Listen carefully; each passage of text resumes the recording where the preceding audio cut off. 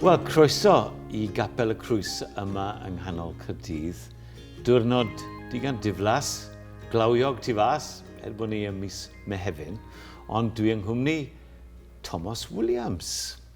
So Thomas, wyt ti'n rhan o'r crwys yma, so allai di esbonio beth yw'r rôl di, a falle tipyn bach o'r gefndir di yn y capel yma. Wel, mae gen i raint o cael y teitl o arweinydd Eglwys y Crwys. A di bod wrthi ers rhyw flwyddyn a hanner, ond dwi'n di bod yn aelod ers cryn amser, ac wedi codi yn flaenor yma, ac yn meddwl fyswn i'n rhoi cynnig arni I geisio yr rôl newydd yma sydd yn erloesol, mwyn ceisio mynd i'r afal efo diffyg gweinidogion sydd ohoni. Mae hwnna'n swnio'n yn model anarferol mewn rhai ffyrdd. Ti'n bod, bydde yn y gorffennol, bydde rhyw gweinidog yn mynd i'r coleg, neu rhywun yn mynd i'r coleg, cael ei fforddiant fel gweinidog dod mas, a mynd i'r eglwys yn estyn galwad. Ond ti'n wahanol, ti'n rhan o'r eglwys, rhan o'r capel, ac wedyn rhywsut ddyddoniau'n cael ei cydnabod gan y gynulleidfa. Ie. Diolch i'r drefn oedd yr enwad I penderfynu rhoi cynnig ar y math yma o beth, o gynnig pethau arloesol mewn oes lle mae'n diffyg gweinidogion, a hefyd mae'r colega yn cael ac wedi cael. Ac felly, o'n i'n teimlo ar y pryd, o'n i'n eiddfed wedi bod yn rhan o'r gynulleidfa ac yr aelodaeth ers tipyn I roi cynnig arni. Ac dwi'n falch o ddeud bod nhw wedi yn fodlon I mi fynd i'r afal ar swydd, a dwi'n wrth y modd efo'r swydd. Waw. Wel, ni'n ni sôn am dy waith arloesol. Hwna'n swnio'n ddifyr iawn, ond be allai di sôn am dy gefndir di? Cyn I ti ddod yn arweinydd yma, beth dy waith ti falle, dy hanes di rhywfaint? Wel, fel act neu fel drama, mae sawl act I bod yn y mywyd I. Gael y magu, y Mangor, mynd i'r coleg, astudio'r gyfraith, ymarfer y gyfraith ac yn gyfreithiwr am 10 I 11 o flynyddoedd. Yna, byd busnes, byd eiddo, ac wedi elwa ar hynny. Ac yn raddol yn teimlo yr alwad mae'n dechrau codi o ddi mewn I. Ac yn teimlo bod bellach dwi'n eiddfed I roi cynnig arni. Ac cynnig ar gyflwyno'n hun i'r arglwydd a hefyd ceisio tystiolaethu I fwy o ar gyfer y deyrnas. So ti'n bod, wrth sôn am yr alwad, a teimlo'r galwad yma, mae'n anodd iawn I ffindio geiriau, I ddisgrifio'r profiad yna. Pan ges ti dalw, neu'r broses yna, I beth, pa fath o waith oedd gen ti mewn golwg pan oedd ti'n teimlo'r galwad yna? Wel, rhyw ymdeimlad o lynyddwch. Bob tro ni'n agor y gair neu yn gweddio, yna rhyw ymdeimlad oedd yn eiddfedu yna fi. Ac mae'n rhywbeth sydd ddim yn hawdd I esbonio. Ac mae'n anodd ffigio'r peth. Ac mae o'n ymdeimlad lle dwi'n teimlo'n gartrefol yng nghwmni yr arglwydd.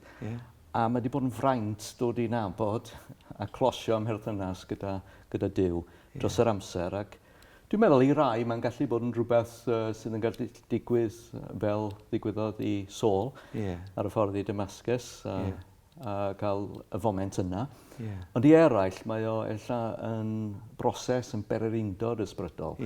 Ac rhaid mi ddeud mae y prererindod yna dwi wedi bod arni o'n i'n teimlo'n agos iawn at gapal ac eglwys trwy gydol y mywyd I. Ond mae hwnna wedi dod yn rhywbeth dwi'n teimlo yn bwysig iawn I fi. Gwaith yr ysbryd rhywsut. Yndi. A diolch amdano. Nyfndero dy galon di.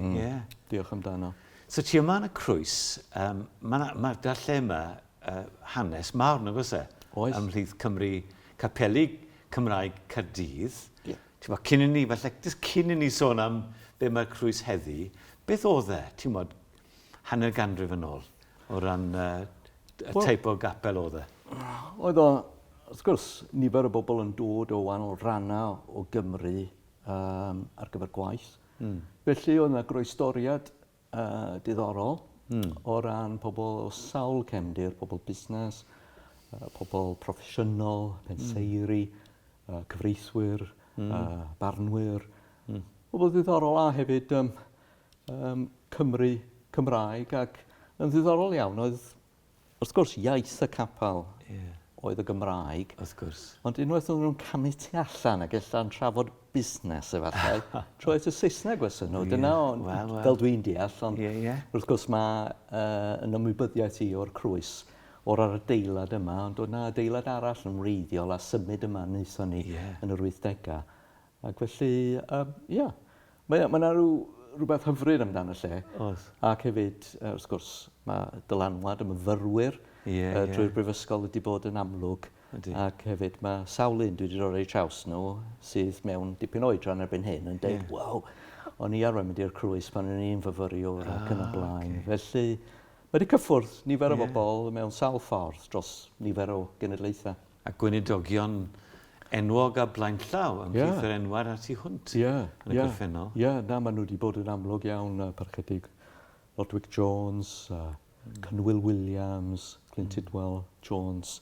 Maen nhw wedi bod yn bobl amlwg o fewn yr enwad ac hefyd o ran cymeriadau, personoliaethau diddorol iawn sydd wedi gwneud y Crwys yn fangre lle mae pobl wedi dod dros y blynyddoedd ac yn teimlo croeso yma ac yn y blaen. Wel, ti'n sôn yn gynharach am dy waith arloesol. So, ti'n bod, gyda hanes mawr fel y Crwys, a traddodiad mawr ag ati, so be mae bod yn arloesol yn golygu? Wel, i ti? Mae arloesol yn deitl, mae rhywun yn teimlo sydd yn gallu cwmpasu llawer iawn o bethau. Ac eto mae rhywun yn gallu cael ofyn o feddwl am ei hunan yn ceisio bod yn arloesol. Ond ceisio ffyrdd newydd o ymestyn allan yn un peth, dangos bod yna groeso yma yn rhywbeth sy'n bwysig iawn i mi.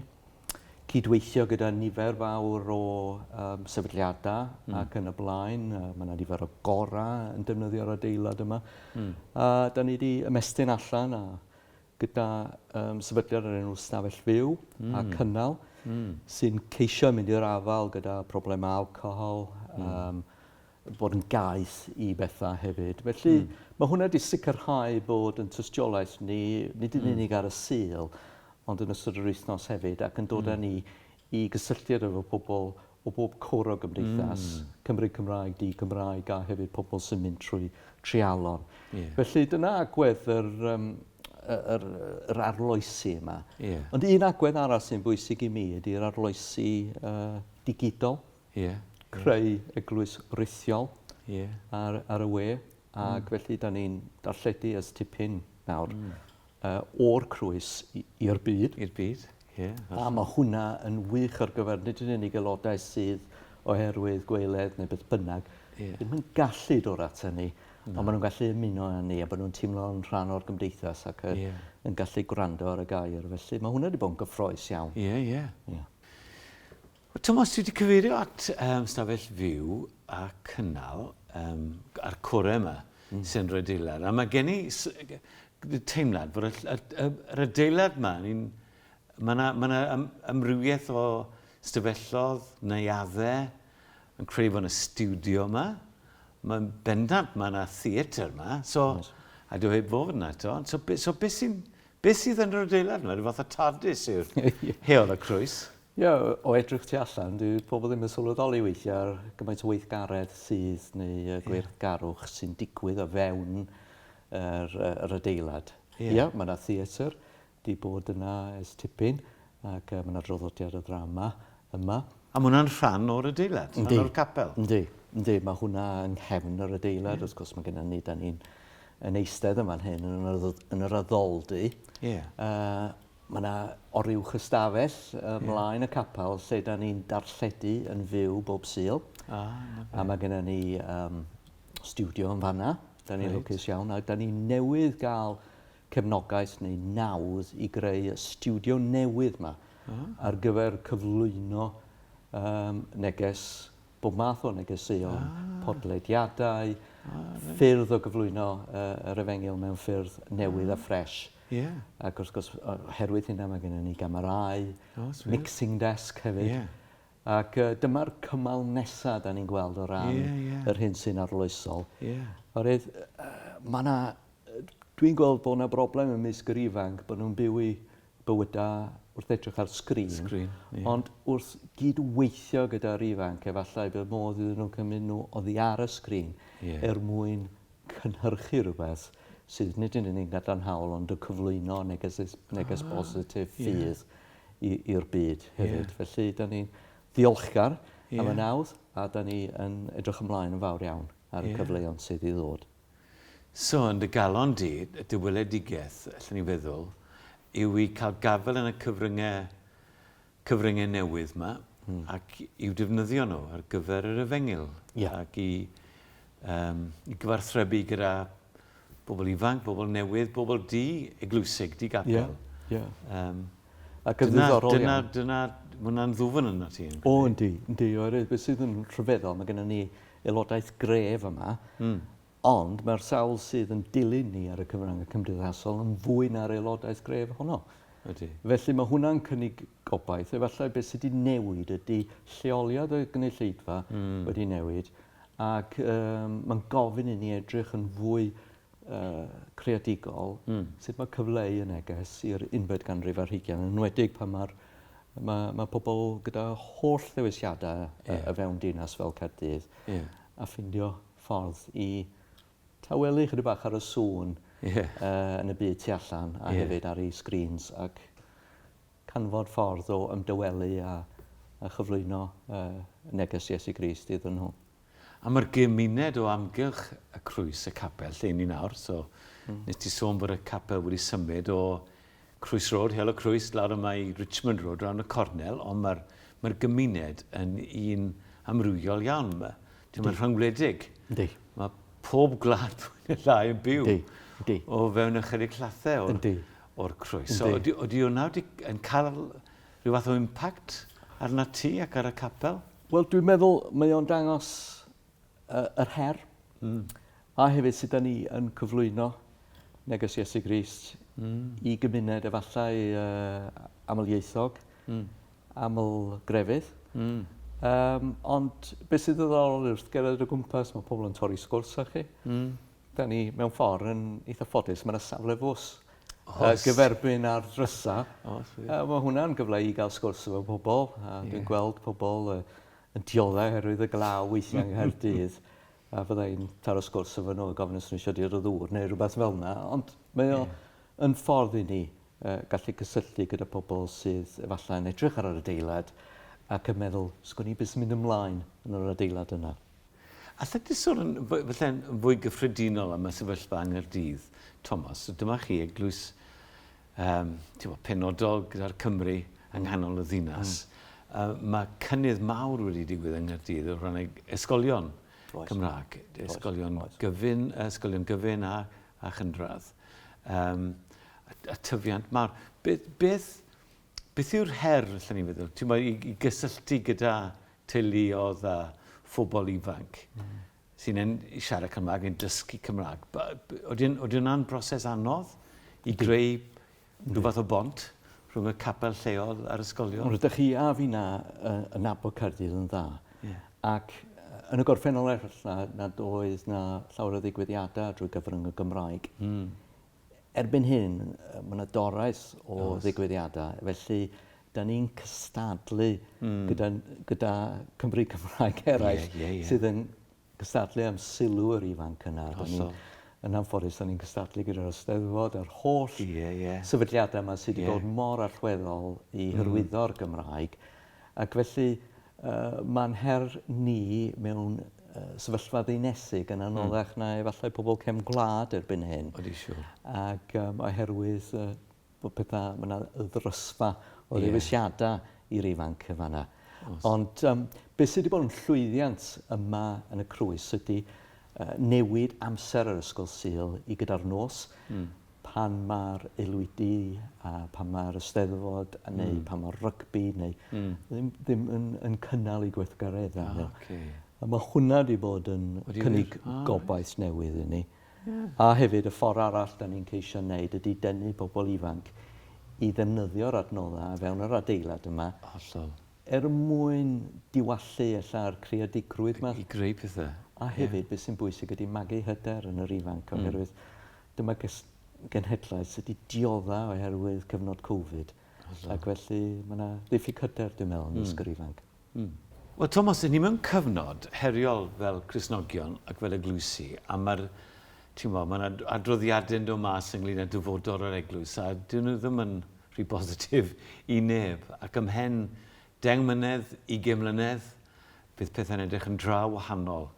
O ran dy obeithio'n di, be hoffet ti weld ddigwydd? Falle'n dy weinidogaeth ti ac yn y crwys, ond falle'n fwy cyffredinol. Pa fath o gynhadu sy'n mynd i mynd mlaen yn y digawdau nesaf, ti'n meddwl?